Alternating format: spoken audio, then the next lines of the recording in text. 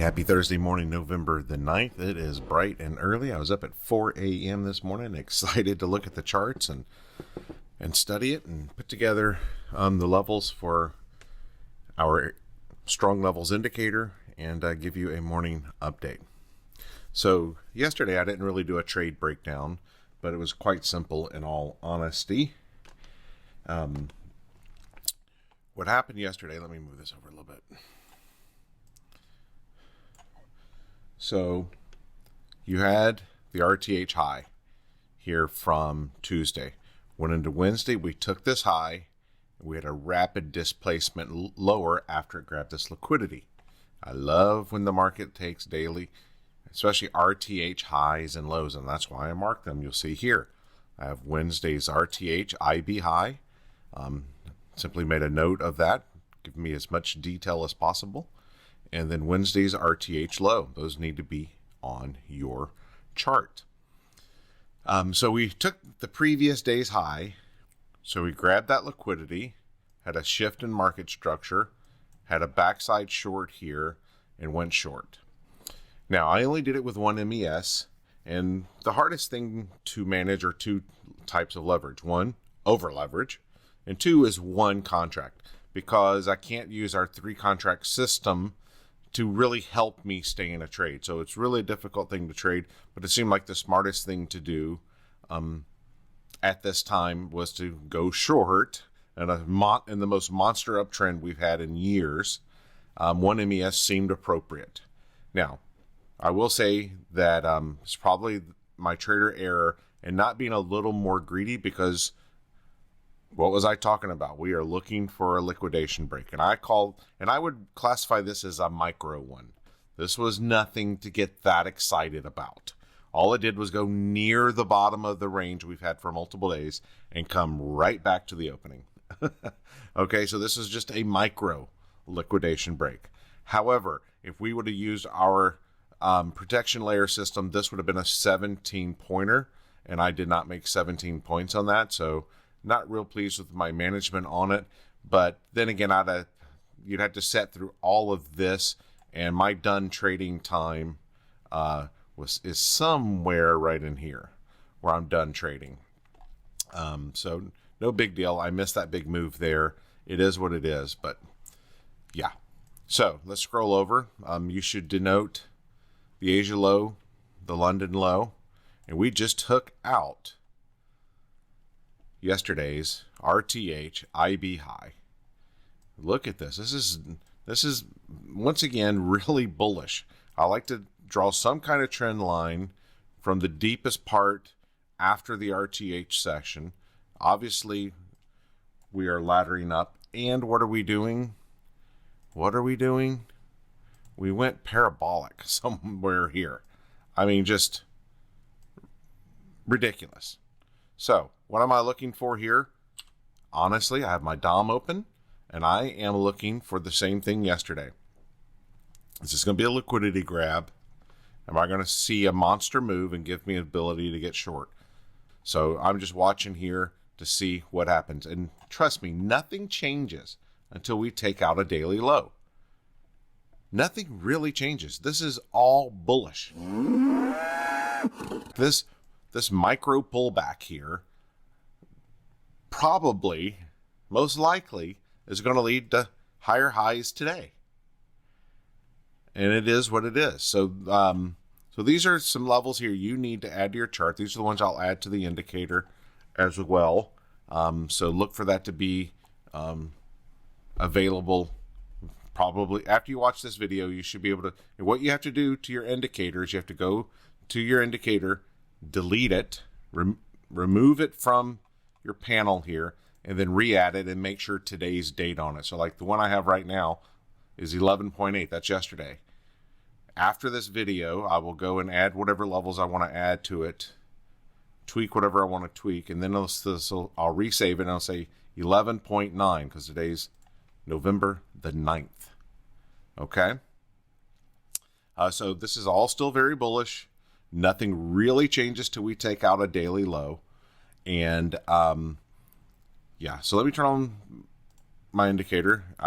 One thing I love it is when now traders are posting their trades in our group, they have this indicator on, and even if it overlaps your levels, that's really great. So some of these I keep on here, and the reason why is because to me it helps me know exactly where I'm at. So I'm still going to keep this range on here. I mean, has this range not played an interesting role? Even though it's not really tradable to me, I like to know if I'm above that or below that. I want to know if I'm above this or below that. Okay. So these two I'm keeping on here to really know where I'm at. So the warning shot to bulls yesterday. All right, they got the warning shot, and then they kicked butt and got right back to the opening. They won. It was a warning shot. It got bought up.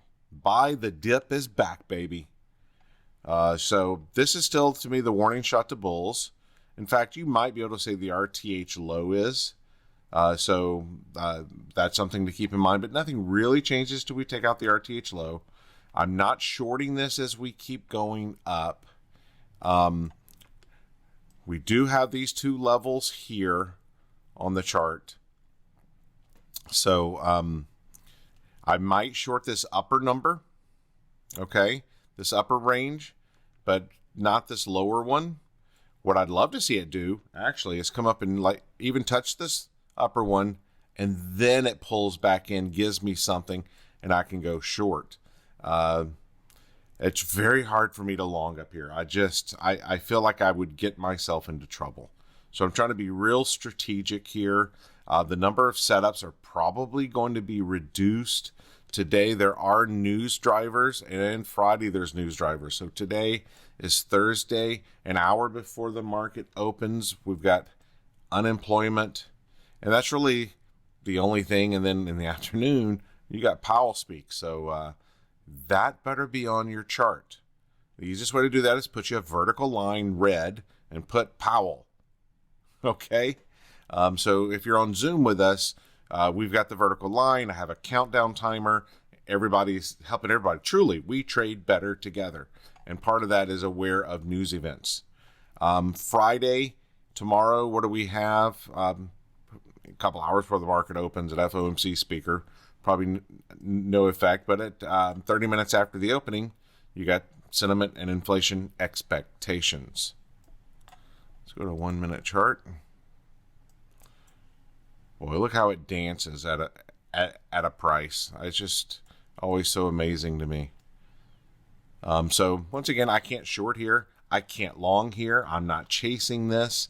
I'm not trading this anyway, but I would be looking for a failed breakdown off of a liquidity run, off of a high time frame level.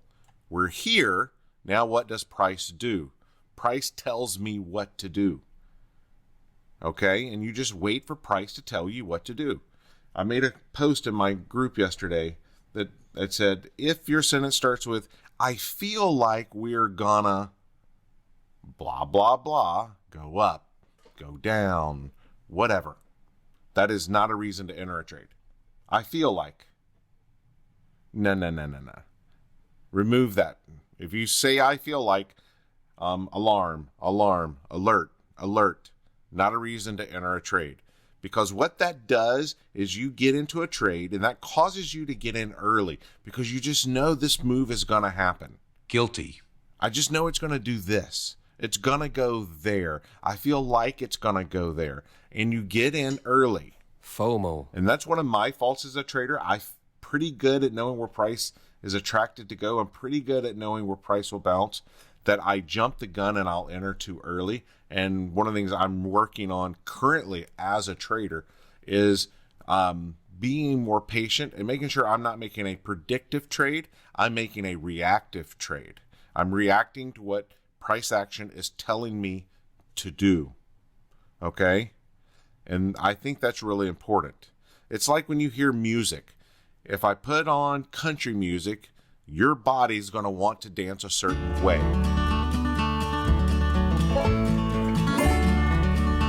If I put on 70s disco music,